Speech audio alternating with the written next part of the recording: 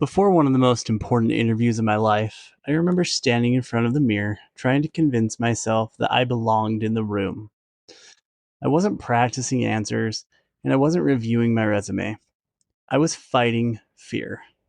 Fear that I wasn't qualified, fear that I didn't know enough, fear that somebody was going to discover that I had overlooked something on my resume and then expose me as the fraud I was. Fear that I was about to walk into a room and look like a fool. Looking back now, what fascinates me is that fear never once told me not to go. It was much more subtle than that. It simply whispered, maybe you're not enough. And if I'm honest, I think that's fear many of us know well. Not enough experience, maybe not enough education or faith, maybe not enough leadership or confidence or ability. See, fear doesn't always scream. Sometimes it whispers. And when it whispers long enough, it starts to sound just like wisdom. Welcome back to From Hollow to Holy. I'm your host, Justin, and this is Shadows, a series focused on exposing the distractions, patterns, and tactics that quietly pull us away from the peace, truth, purpose, and ultimately from God. In our last episode, we talked about distraction. Today, we're talking about something that often lives underneath distraction: fear. Not the obvious kind, not fear of spiders, snakes, or heights, but the fear that quietly shapes decisions, the fear that keeps us stuck, the fear that convinces us to wait for that certainty before moving forward. And if we're not careful, fear can become one of the most effective shadows in our lives because it often disguises itself as wisdom. It sounds responsible, it sounds cautious, even practical at times, but often it's simply keeping us from becoming who God is trying to help us become. I think one of fear's favorite questions is, what if you're not enough? Honestly, that's a question I've wrestled with most of my life. More recently, when I applied for my position at Utah State University, I didn't think I had what they were looking for. I mean, I had the associate's degree. I met all their basic qualifications, but I kept wondering if maybe there was something I was missing, something I hadn't considered, something that would expose the fact that I actually just wasn't qualified. I remember standing in front of that mirror before the interview telling myself, dude, Justin, just be yourself. Not because I was confident, because I wasn't. I was afraid. I was afraid of rejection, looking like a fool, or being exposed, maybe just plain and simply not measuring up. And truthfully, I think many of us spend far more time fighting those fears than we would ever admit. That's it, that's what's interesting is the fear rarely attacks our strengths. It attacks our identity. It doesn't ask whether we're capable. It asks whether we're worthy, whether we're enough, or whether we belong. And if we listen long enough, we truly start believing that our fears are the facts. One thing I've noticed about fear is that it constantly asks for certainty. It says, hey, wait until you know more. Wait until you're ready, or wait until you're confident, or wait until you can guarantee the outcome or success, or maybe until you have all the answers. But when we look at scripture teaches us a completely different pattern. See, in Ether 12, Moroni teaches that faith is not a perfect knowledge. And if faith required certainty, it wouldn't be faith. It would be evidence. It would be proof. And we all know that God rarely works that way. Instead, he invites us to move forward before we can see the entire path. Fear wants proof before action. Faith often requires action before the proof. That's uncomfortable, but that's also where growth happens.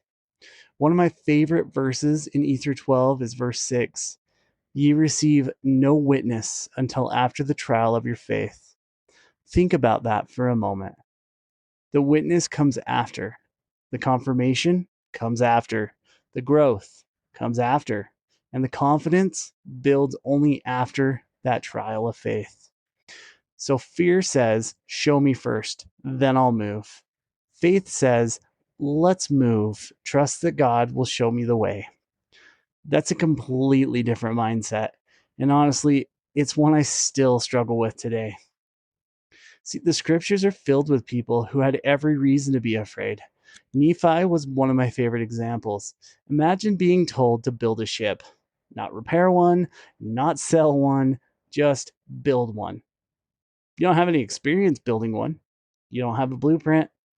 See, even his brothers looked at the situation and simply saw impossibility. Nephi looked at that same situation and remember what God had already done. In 1 Nephi 17, Nephi reminds his brothers that God had already delivered Israel from the Red Sea. He fed them with manna and guided them through the wilderness. In other words, Nephi wasn't placing faith in himself. He was placing that faith in God. His confidence wasn't, I know how to build a ship. His confidence really was, I know who God is. That's a powerful distinction. Another example comes from Joshua. After Moses had died, Joshua was tasked with leading Israel. Can you imagine the pressure? Following Moses had to feel so impossible. Yet repeatedly the Lord told Joshua, be strong and of good courage. Not because Joshua wasn't afraid, but because courage isn't the absence of fear.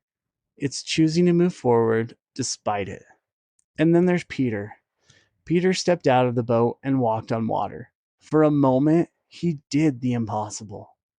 But when he shifted his focus from Christ to the storm around him, fear took over.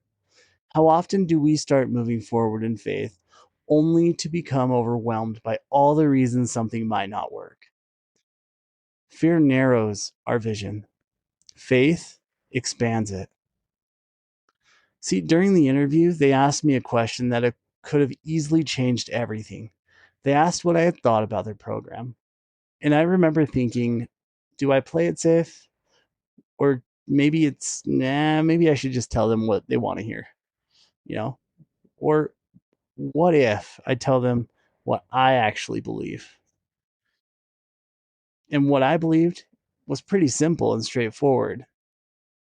But sometimes it may not sound like the greatest advice, considering I had no teaching experience up to this point and only industry experience. Most pharmacy technicians programs needed change. They could produce a technician and they had technical skills. They knew what drugs were, they knew how to count, they knew how to handle prior authorizations and the things that most basic technicians know how to do. But when it came to interacting with the patient, skills were gone. None. Zero soft skills. And people matter. This is healthcare. So I said it, and I was honest, and I wasn't sure how it would be received. And part of me truly tried to soften my answer to their question, but that was only to avoid the risk. Fear often pushes us towards safety at the expense of growth. So instead, I just answered honestly. And looking back now, that moment changed everything. I don't know that I would have gotten the job had I not been straightforward. There were a lot of qualified individuals that were just as good, if not better, than I was, and more qualified. And that's the thing. Fear never tells us. Fear is excellent at showing us that things could go wrong, but it never shows us what could go right or what God can do when we move forward anyway. Another area where fear shows up in my life is trust. I've been disappointed by people. I've been let down. I've seen promises broken, and I believe most of us have. Eventually, fear starts offering a solution to that. Protect yourself. Stop trusting them. don't get too close. Put a barrier up. Don't be vulnerable. Don't get into a relationship. Don't take that risk to get hurt again. The problem here is that fear often confuses protection with isolation. And while isolation may feel safe, it also keeps us from connection. It keeps us from the community. It keeps us from growth. And that eventually keeps us from fully trusting God. Because trusting God often means accepting outcomes that are beyond our control. And fear hates that. One of the hardest lessons I've learned is that trust doesn't mean certainty. Trust means choosing faith despite uncertainty. That's true in relationships. It's true in leadership. It's certainly true in our relationship with God. So I've noticed something interesting. Fear always wants me to focus on what I might lose. It rarely asks what I might gain. It asks, well, what if you fail? While it never asks, what if this works? What if you're stronger than you think? What if God's already prepared the way for you? What if what you're afraid of is actually going to be the thing that's going to help you grow the most? Fear is so limited with your imagination, while faith sees possibilities. That's one reason why I love Doctrine and Covenants section 6, where the Lord tells Oliver Cowdery, look unto me in every thought. Doubt not, fear not. Notice what he doesn't say. Figure everything out. He doesn't say, wait until you're completely confident. Nope. He simply says, look unto me. The answer to fear isn't always more information. Sometimes it's just greater trust. So here's my challenge for you this week. Take a few minutes and honestly ask yourself this question. What decision have I been postponing because I'm waiting for certainty? Maybe it's a conversation you've been avoiding.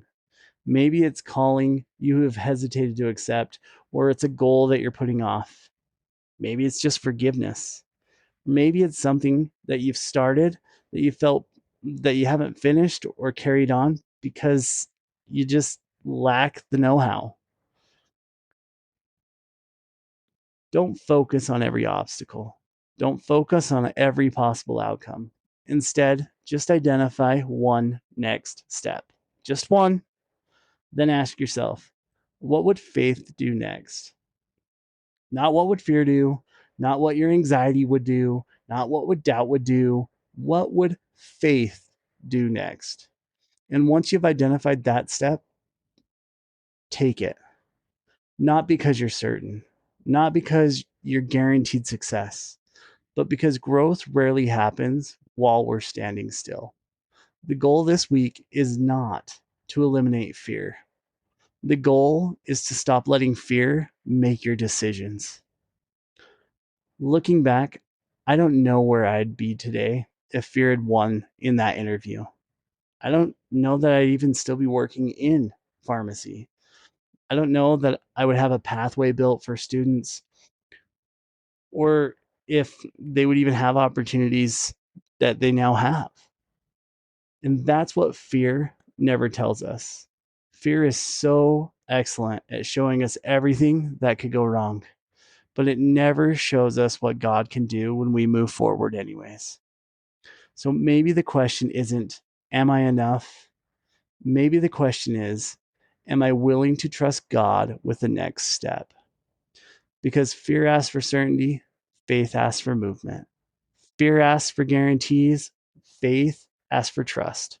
And while fear keeps us focused on what might happen, faith keeps us focused on who God is. As you go through this week, I hope you pay attention to the moments where fear starts to sound like wisdom, the moments when it tells you to wait, to shrink back, or to stay where it's comfortable. When those moments come, remember that faith doesn't require you to see the entire path. It only asks you to take the next step. And sometimes that single step is enough to change everything. Thanks for listening, guys. This is Justin from Hollow to Holy. We'll see you next time.